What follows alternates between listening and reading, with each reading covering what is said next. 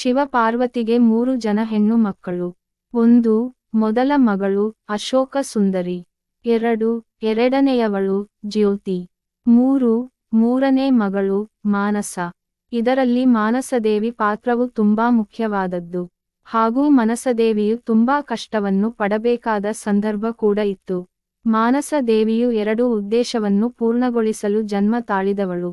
1ನೇಯ ಉದ್ದೇಶ ಸಮುದ್ರ ಮಂಥನದ ಹಾಲಹಲ ವಿಷವನ್ನು ಶಿವ ಸೇವಿಸಿದಾಗ ಆ ವಿಷದ ಪ್ರಭಾವವನ್ನು ಕಡಿಮೆ ಮಾಡಲು.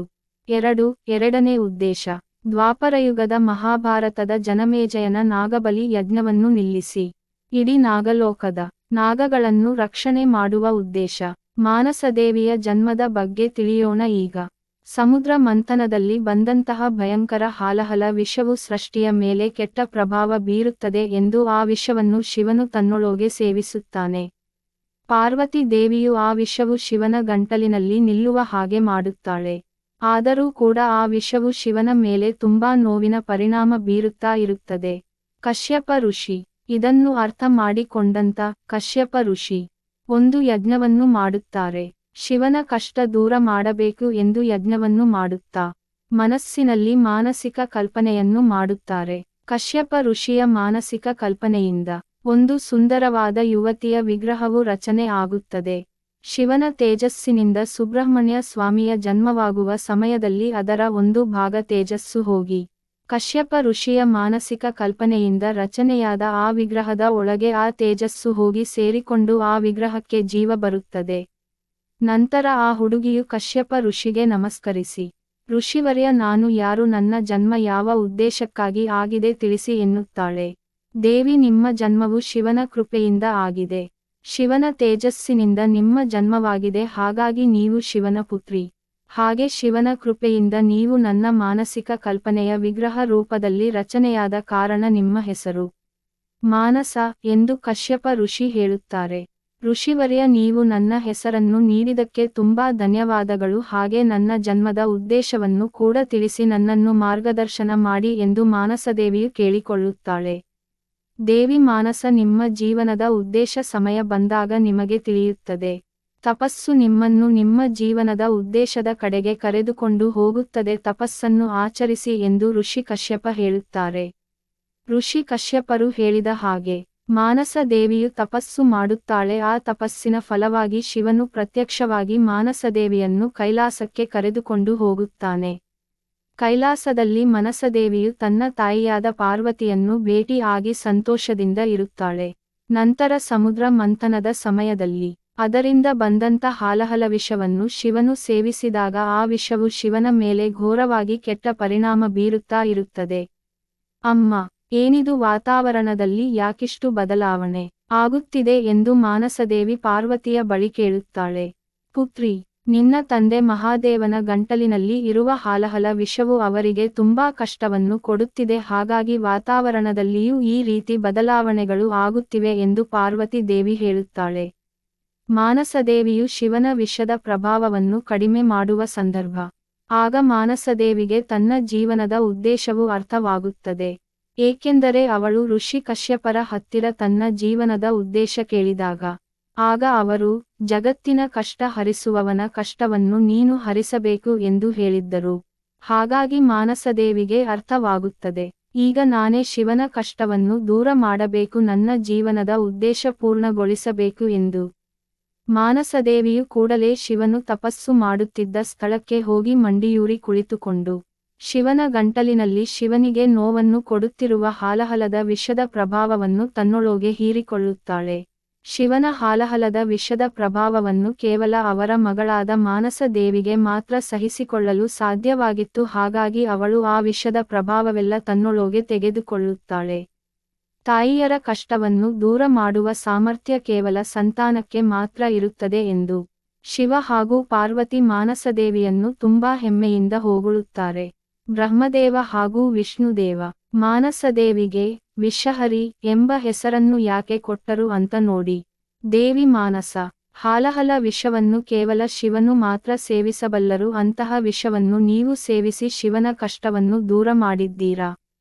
ಹಾಗಾಗಿ ಇನ್ನು ಮುಂದೆ ಇಡೀ ಜಗತ್ತು ನಿಮ್ಮನ್ನು ವಿಷಹರಿ ಎಂದು ಗುರುತಿಸುತ್ತಾರೆ ಎಂದು ಬ್ರಹ್ಮದೇವನು ಮಾನಸದೇವಿಗೆ ವಿಷಹರಿ ಎಂಬ ಹೆಸರನ್ನು ಕೊಟ್ಟು ವರದಾನ ಕೊಡುತ್ತಾರೆ.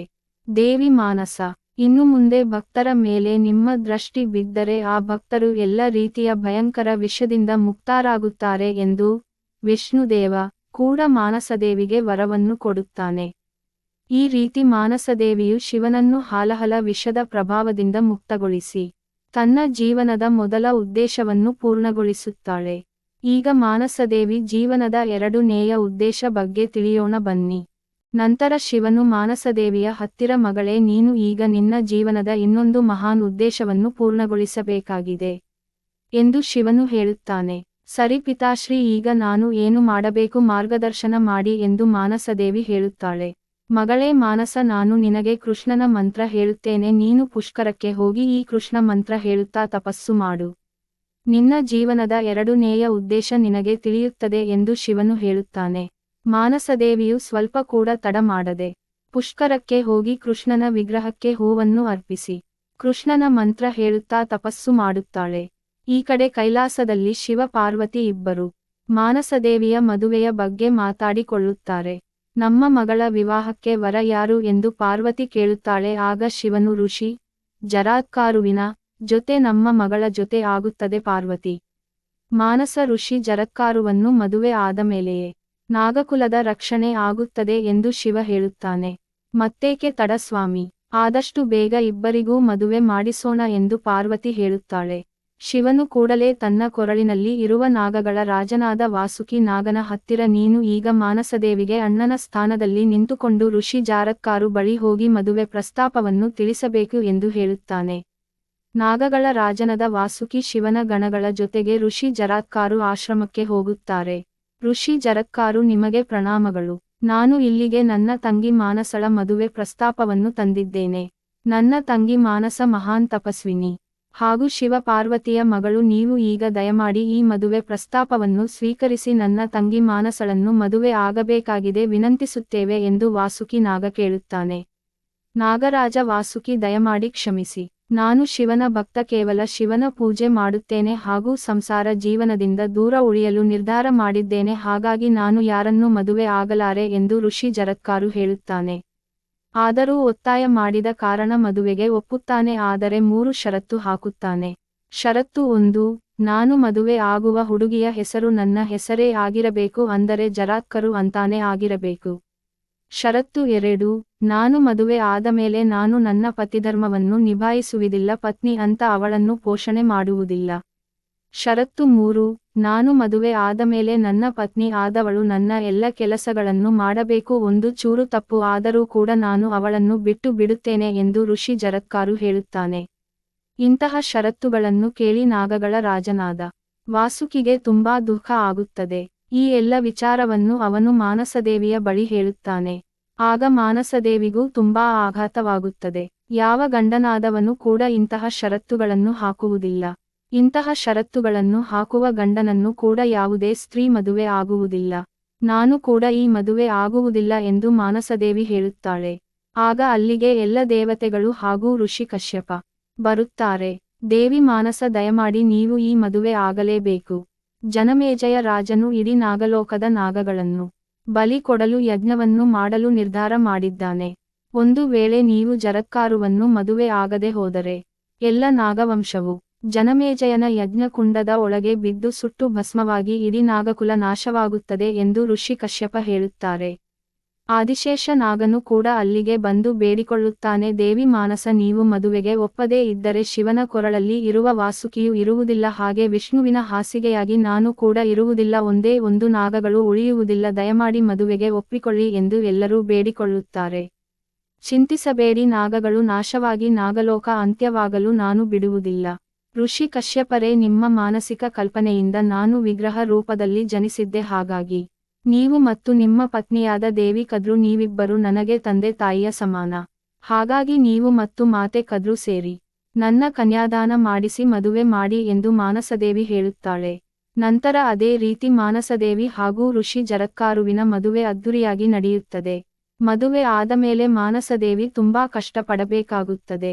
ಏಕೆಂದರೆ ಅವಳ ಗಂಡ ಜರತ್ಕಾರು ಬೇಕು ಅಂತಾನೆ ಕೆಲಸಗಳನ್ನು ಕೊಡುತ್ತಿದ್ದ, ಆದರೆ ಅವನು ಅವಳಿಗೆ ನೋವು ಆಗಬೇಕು ಎಂದು ಹಾಗೆ ಮಾಡುತ್ತಾ ಇರಲಿಲ್ಲ. ಬದಲಿಗೆ ಮಾನಸ ಏನಾದರೂ ಕೆಲಸದಲ್ಲಿ ಚಿಕ್ಕ ತಪ್ಪು ಮಾಡಲಿ, ಅದೇ ನೆಪ ಇಟ್ಟುಕೊಂಡು ಸಂಸಾರ ಜೀವನ ಬಿಟ್ಟು ಹೋಗಬಹುದು ಎಂದು ಜರತ್ಕಾರುವಿನ ಯೋಚನೆ ಆಗಿತ್ತು. ಆದರೆ ಮಾನಸದೇವಿ ಒಂದೇ ಒಂದು ತಪ್ಪು ಕೂಡ ಮಾಡುತ್ತಿರಲಿಲ್ಲ. ಗಂಡ ಹೇಳಿದ ಎಲ್ಲ ಕೆಲಸವನ್ನು ಮಾಡುತ್ತಿದ್ದಳು.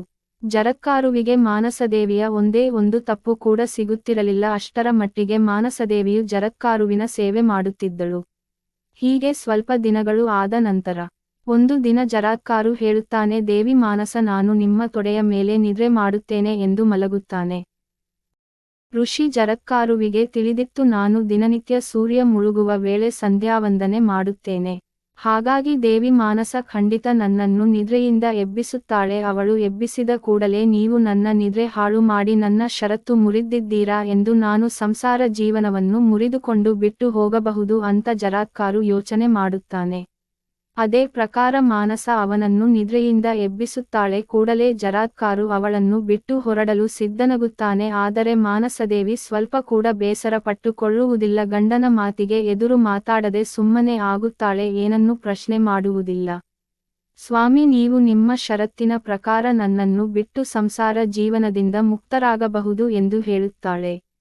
ಆಗ ಋಷಿ ಜರತ್ಕಾರುವಿಗೆ ತುಂಬಾ ದುಃಖ ಆಗುತ್ತದೆ. ತನ್ನ ಹೆಂಡತಿ ಮಾನಸಳ ಪ್ರೀತಿ ತ್ಯಾಗ ಎಂಥದ್ದು ಎಂದು ಅವನು ಅರಿತುಕೊಂಡು ಮತ್ತೆ ಮಾನಸ ದೇವಿಯ ಜೊತೆ ಸಂತೋಷದ ಜೀವನ ನಡೆಸುತ್ತಾನೆ. ಮಹಾಭಾರತದ ಜನಮೇಜಯನ ನಾಗಬಲಿ ಯಜ್ಞವನ್ನು ನಿಲ್ಲಿಸುವ ಸಮಯ. ಋಷಿ ಜರತ್ಕಾರು ಹಾಗೂ ಮಾನಸದೇವಿಗೆ ಒಬ್ಬ ಮಗ ಜನಿಸುತ್ತಾನೆ. ಇವನಿಗೆ ಆಸ್ತಿಕ ಎಂದು ನಾಮಕರಣ ಮಾಡುತ್ತಾರೆ. ನಂತರ ಅವನು ದೊಡ್ಡವನಾಗುತ್ತಾನೆ. ಪುತ್ರ ಆಸ್ತಿಕ, ನೀನು ಈಗ ಜನಮೇಜಯ ರಾಜನ ನಾಗಬಲಿ ಯಜ್ಞವನ್ನು ನಿಲ್ಲಿಸಿ ನಾಗಗಳ ರಕ್ಷಣೆ ಮಾಡಬೇಕು. ನನ್ನ ಜೀವನದ ಎರಡನೇ ಉದ್ದೇಶವನ್ನು ಪೂರ್ಣಗೊಳಿಸು ಮಗನೇ ಎಂದು ಮಾನಸದೇವಿ ಹೇಳುತ್ತಾಳೆ. ಅದೇ ಪ್ರಕಾರ ಆಸ್ತಿಕ ಋಷಿಯು ಜನಮೇಜಯ ರಾಜನ ಯಜ್ಞ ನಡೆಯುವ ಸ್ಥಳಕ್ಕೆ ಹೋಗಿ ರಾಜನನ್ನು ಮಾತಿನಲ್ಲಿ ಕಟ್ಟಿಹಾಕಿ ನಾಗಬಲಿ ಯಜ್ಞವನ್ನು ನಿಲ್ಲಿಸುತ್ತಾನೆ. ಈ ರೀತಿ ಮಾನಸದೇವಿಯು ತನ್ನ ಜೀವನದ ಎರಡನೇ ಉದ್ದೇಶವನ್ನು ಪೂರ್ಣಗೊಳಿಸುತ್ತಾಳೆ. ಇಡೀ ನಾಗಲೋಕವೇ ಮಾನಸದೇವಿಗೆ ತಲೆ ಬಾಗುತ್ತದೆ. ಈ ರೀತಿ ಮಾನಸದೇವಿಯು ನಾಗಲೋಕಕ್ಕೂ ಹಾಗೂ ಎಲ್ಲ ನಾಗಗಳಿಗೂ ಮಾತೆ ಆಗುತ್ತಾಳೆ. ಹಾಗೂ ಇವಳ ಪುತ್ರನಾದ ಆಸ್ತಿಕ ಋಷಿಯ ಹೆಸರು ಹೇಳಿದರೆ ಅಥವಾ ಆಸ್ತಿಕ ಅಂತ ಮನೆಯ ಗೋಡೆಯಲ್ಲಿ ಬರೆದರೆ ಯಾವ ವಿಷದ ಹಾವುಗಳು ಜಂತುಗಳು ಬರುವುದಿಲ್ಲ. ಹಾಗೂ ಮಾನಸ ದೇವಿಯ ನಾಮಸ್ಮರಣೆ ಮಾಡಿದರೆ ಯಾವುದೇ ವಿಷದ ಹಾವುಗಳು ಜಂತುಗಳು ತೊಂದರೆ ಕೊಡುವುದಿಲ್ಲ. ನಾಗರ ಪಂಚಮಿ ಸಮಯದಲ್ಲಿ ಈಶಾನ್ಯ ಭಾರತದ ಕಡೆಗೆ ಹೆಚ್ಚಾಗಿ ಮಾನಸದೇವಿಯನ್ನು ಹೆಚ್ಚಾಗಿ ಪೂಜೆ ಮಾಡುತ್ತಾರೆ.